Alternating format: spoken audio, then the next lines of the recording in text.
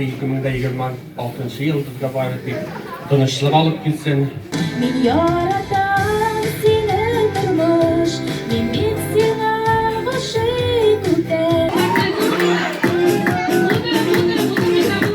Yolda parlar, uza parlar, ötkenlerini sanırlar.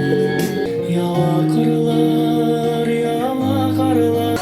Mene bilesin indi, mında bilesin mi kimga pavijot, kimnin iştahı yukarı. 14. Vışıp yürürken yanlarıma. Aşık olsun. Yigitler sirkin meyve diyemezsin, kimi gayramış olsa. Sindik bir ağadı gözleyen gider.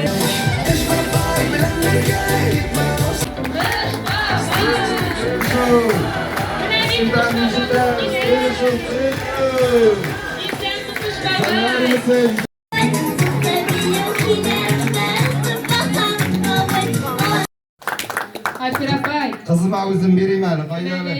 Kiyavgada bir kaldık şu şavullar kilin ittirip. Oilalarımızga iyilik, serimizga selamatlik, ko'nglimizga aman nuri bo'lsin.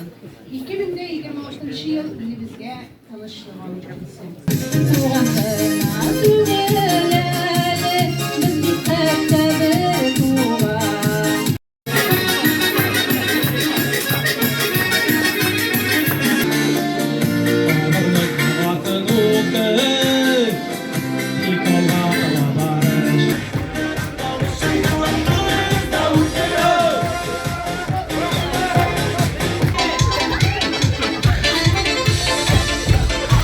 Bu yılda